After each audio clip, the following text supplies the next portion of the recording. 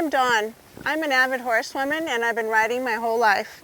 I'm here to introduce True Partnership, the McChesney method with Erin McChesney. Horses are fascinating and complex creatures. So whether at home or away from home with your horses, it's important to know certain procedures with your horses and the correct way of dealing with them. That's where Erin comes in. She's been training horses for over 40 years and has her own clinics and training programs. She discusses topics that all equestrians can benefit from. I'm Dawn Kerr, and I hope you enjoy True Partnership, the McChesney method with Erin McChesney.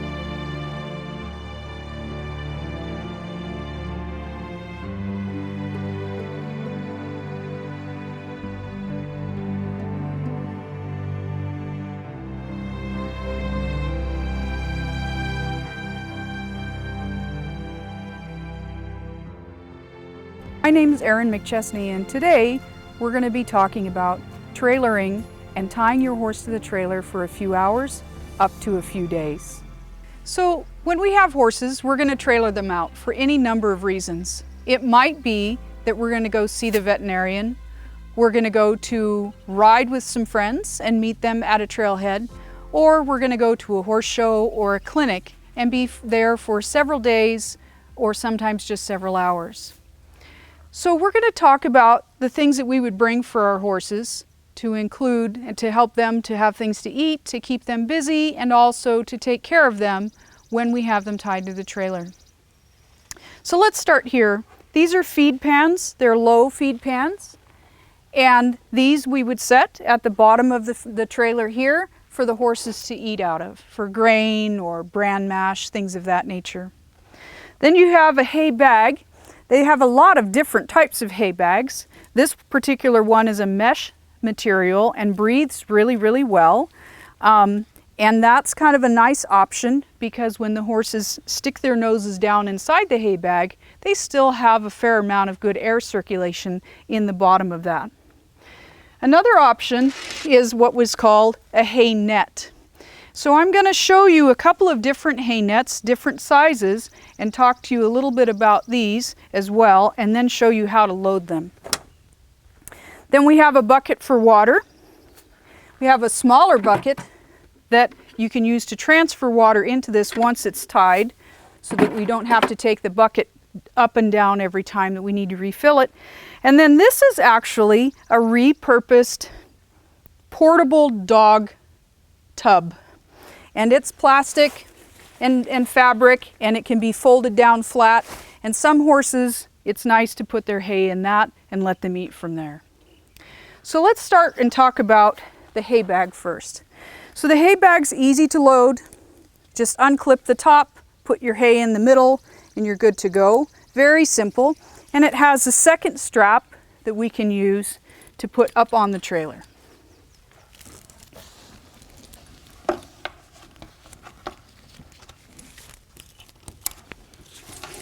And it just hangs there. When you need to reload it, take it down, put more hay in, or you can unclip this if you like and load hay in it from the top while your horse is tied. That's a really simple option. A lot of people like hay bags. They come in a lot of varieties. Then we have a hay net. So a hay net holds more hay than a hay bag does.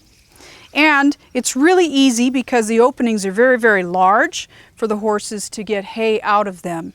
So these are a really nice option for putting a fairly large amount of hay together for your horses to eat from, and also letting them have easy access to it. The problem with the hay net is that it will drop hay onto the ground. So the horses need to be tied in a way that they can also reach the hay on the ground that's going to fall out of it. But if you're at an event or a ride or endurance ride or 3-day event or NATRC ride or even horse camping when it's going to rain, the hay net is kind of a good option over a hay bag, because if it gets wet, the rain will go through it, and in here it tends to collect and become a little bit of a problem.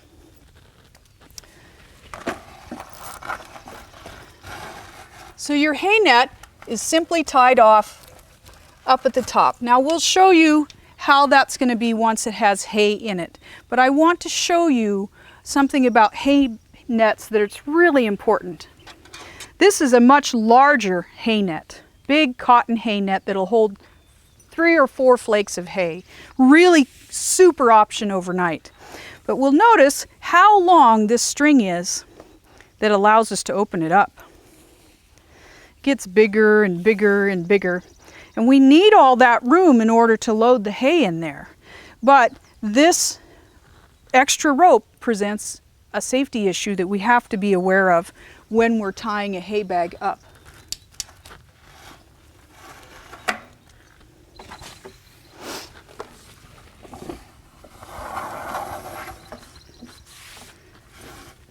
When I tie this hay bag off and leave it like this, I've got all this extra rope here that I have to be thinking about. I usually just continue on making my loops, my safety loops for a pull tie or slip knot, and try to get that out of the way as much as possible.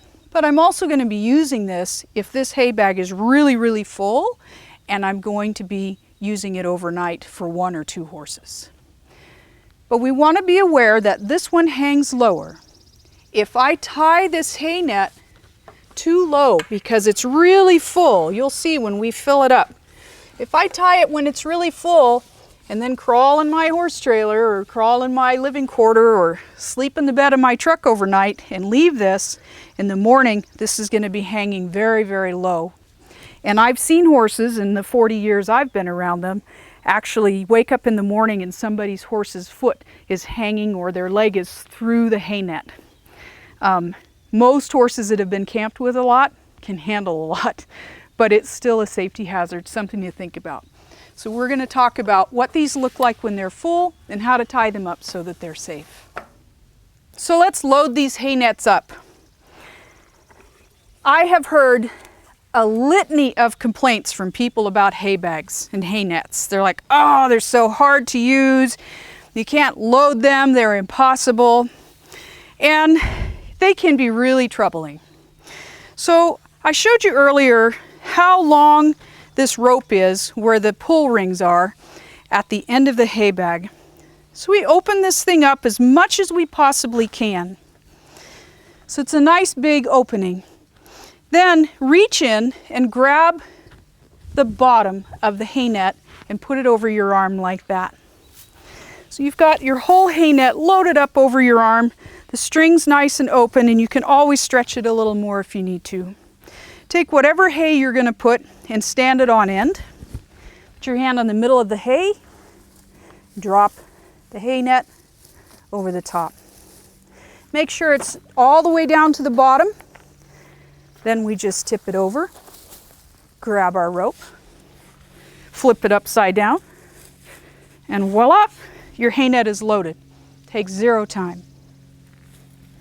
So I'll show you that one more time with the smaller hay net. This one has about 4 flakes in it. That's a great option overnight, especially if you don't want to get up at 3 in the morning and give your horse some hay.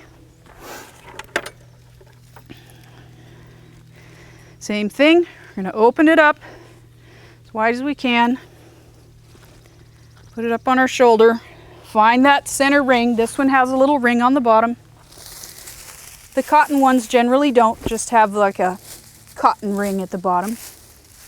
Bring this thing down all the way on the sides, flip it over, and there you go. Easy as pie. So we can see now with this hay net versus the hay bag how much more openings there are for the horses to eat from. But again, there's going to be a lot of hay that's going to end up on the ground from a hay net versus a hay bag. But you can get a lot more in here, and if there's more than one horse eating from this, they can eat from either side and they're not competing for this one little opening to chew through. So now we're going to tie this up.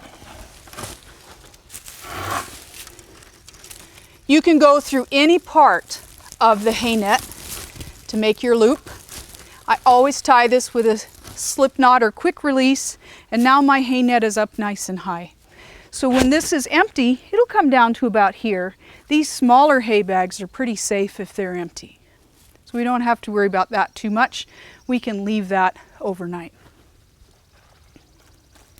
So now let's tie up the big one, which helps if you have really strong arms.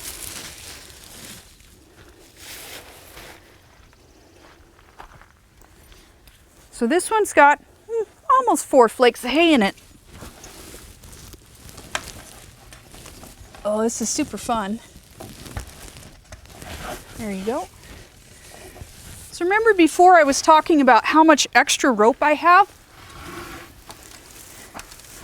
So I'm going to need that extra rope because now I can't tie the top of the hay bag as high as I had it and as tight up on the top as when it was empty. Which means when this bag is empty, it's going to hang down to here. And now I've got a safety hazard because my horse could get their foot inside of that hay bag. So to start with, I'm just going to go around the hay net up on top to kind of hold it in place. I'm going to look for a loop down on the bottom, take my extra rope, and get this guy out of the way.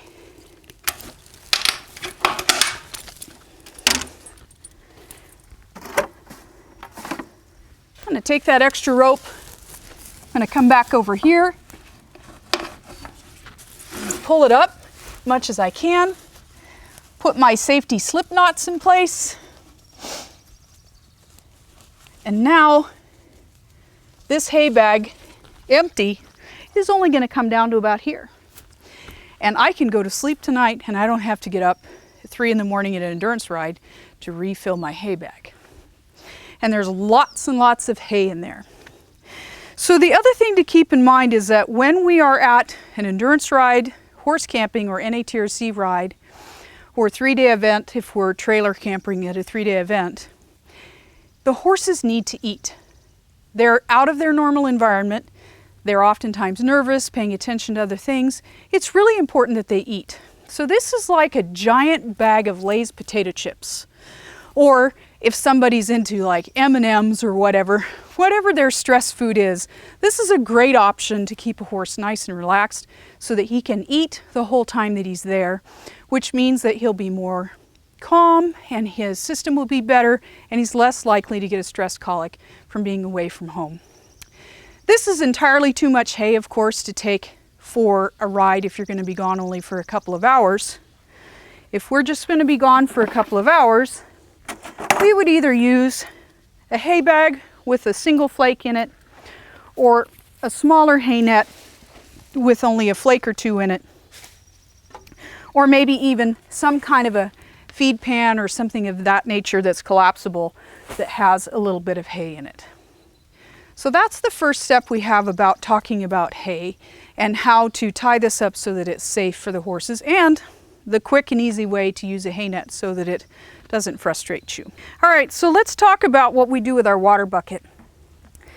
If we put a water bucket down on the ground, if you've just come back from a trail ride and you're not going to be there very long and you put water in your bucket and it's down low and your horse can drink out of it, you're probably fine. Don't need to worry about it.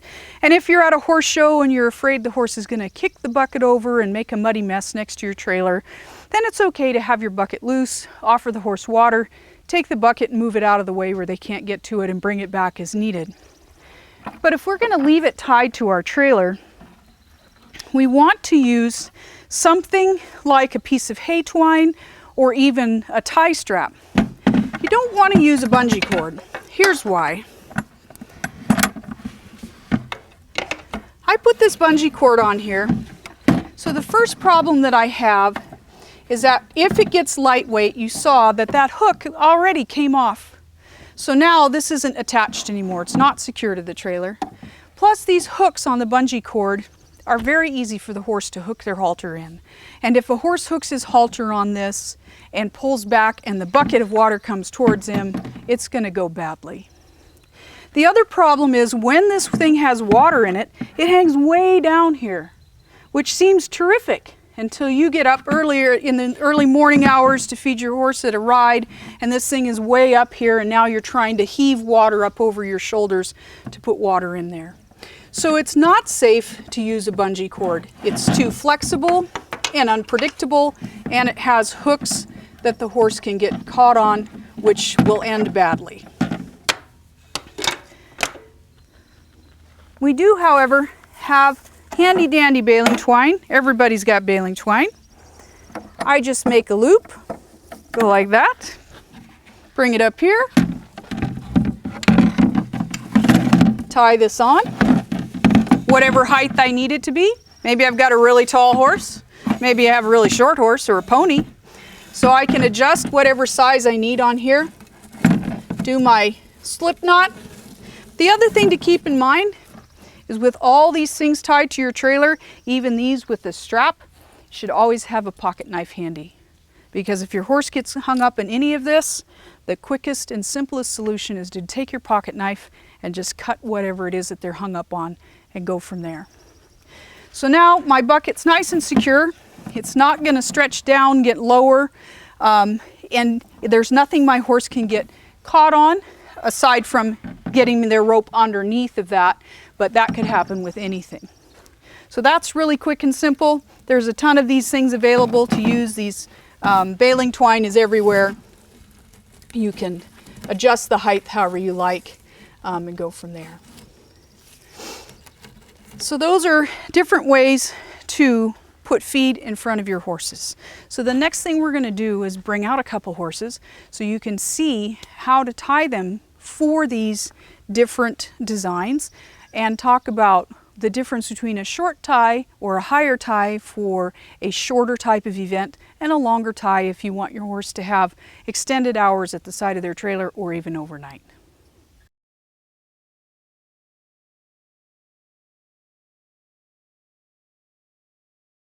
Today we're going to talk about tying our horse to the trailer with a short tie and a long tie.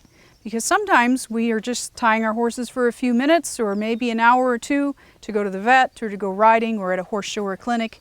Other times we're tying them for overnight because we're at an endurance ride or an NATRC ride, or maybe we're going horse camping. This is Chevauchée. She's a 26-year-old Anglo-Arab. And the other horse behind me is Stoika. She's a 7-year-old Arabian. So let's start here with our short tie.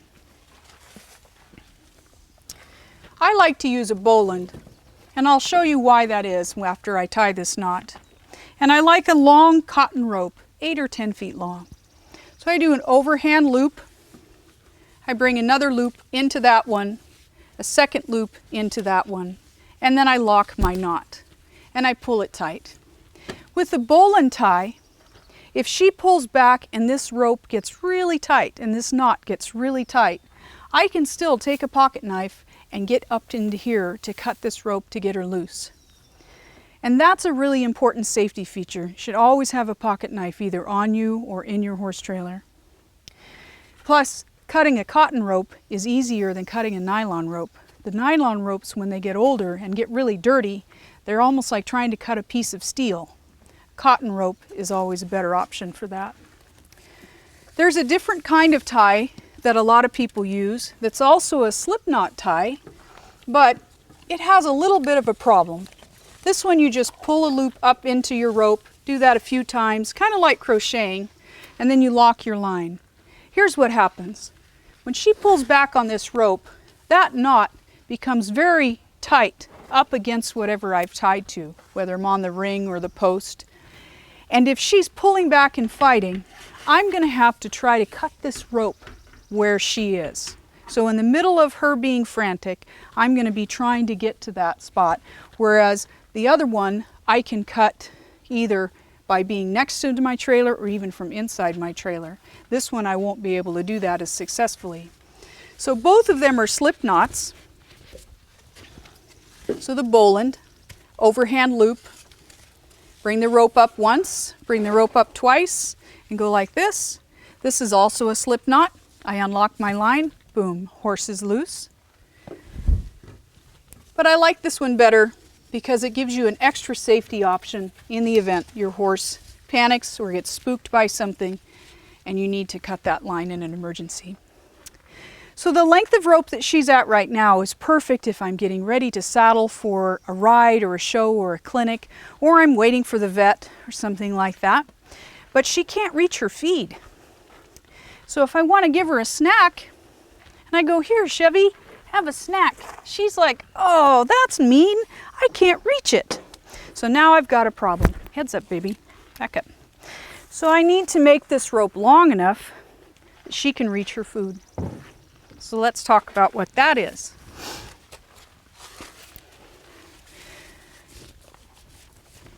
In order to tie your horse with a longer line, you obviously need a longer lead rope. I suggest a 10 or 12 foot cotton lead rope.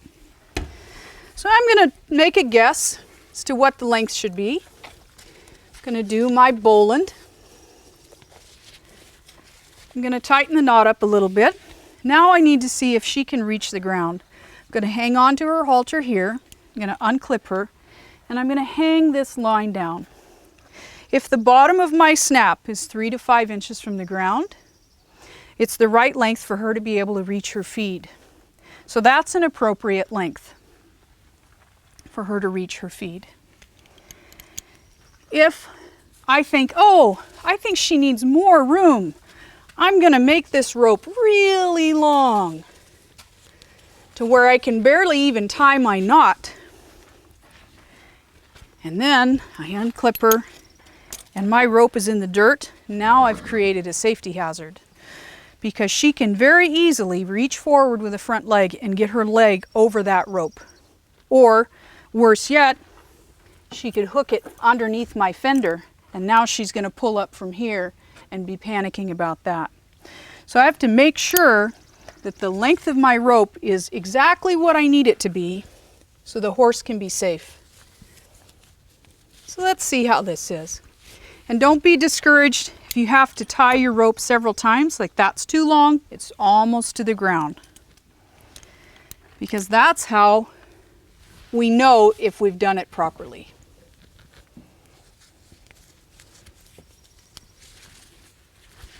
Always snug your knot up just a little bit so that you get an accurate sense of how long it is. And there we are, 3 to 5 inches from the ground.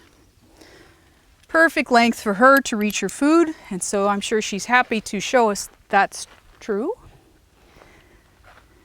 And we put the bucket in front of her, and she can easily reach her feed. The rope isn't strained or stretched, and if that was a bucket of water or a feed pan with hay in it, or in this case a little bit of grain, she can easily reach that without having any safety hazards. Okay. So here what we've done is we've got both mares, Stoika and Chevy, tied on a shorter tie. This is assuming that we're going for a trail ride or we're at a horse show or something of that nature. We've got their water buckets tied with the hay twine so that it's easy, disposable, doesn't stretch.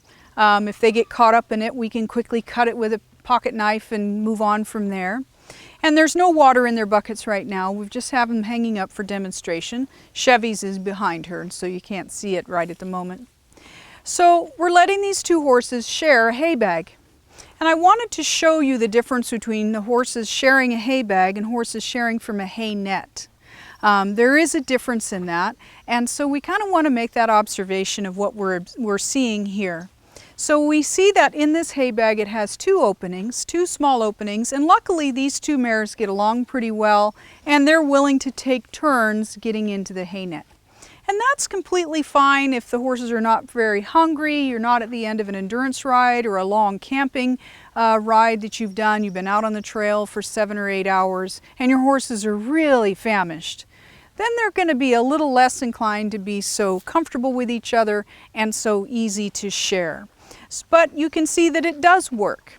And of course, if we were tying these horses overnight, we would have individual hay bags for them or individual hay nets for them. But sometimes it helps horses to be more settled and more relaxed if they can share their hay with a buddy at the trailer. A lot of times that actually is a real benefit. So let's take a look at this now. I'm going to switch this out and we're going to come right back and I'm going to show you what it looks like for them to be sharing from a hay net instead of a hay bag. So now the horses are sharing from a hay net instead of a hay bag. What you'll notice is that they don't have to compete for either side of the bag, those little holes that were in the hay bag, that they can pull from anywhere they like, from the top of the hay net, the bottom, the side, And it's easy access for both of them to get to the hay net and to get to the hay.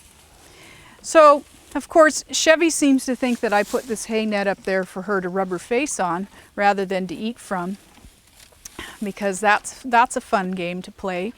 But what we want to pay attention to is how much easier it is for them to have access to the hay over an individual hay bag if you were letting your horses share. And that doesn't always work to let them share. Not all horses are interested in that, or they would allow that, or if you have a stallion, you're not going to be sharing that hay net or hay bag with other horses. But in the event that we do want to take horses that are familiar with each other and give them an opportunity to have really good access to the hay net is a really good option to have for them to be able to pull hay from anywhere from there. But we do have to pay attention to the idea that this hay net is going to get lower and lower and lower as it becomes more empty, and so paying attention to that ahead of time when we tie it up, or if we're going to be around or nearby, in about an hour's time, come back and tie the bag up higher so that the horses can then still get access to the hay but not have a safety hazard. The difference with the hay net versus the hay bag, you'll notice though, is the amount of hay that's landing on the ground. And so that's an issue where now you see that Chevy's trying to get to the hay on the ground and she can't reach it. So if I'm going to set these horses up to where they can reach that hay, I need to tie them longer so that they can get to it. But if I tie them longer to get to that hay, I'm going to want to switch to letting them have individual bags or two bags side by side so that my ropes are not too long, so the horses can then reach the hay that's on the ground and not have any hazards associated with the side of the trailer. That's pretty good, huh, girls?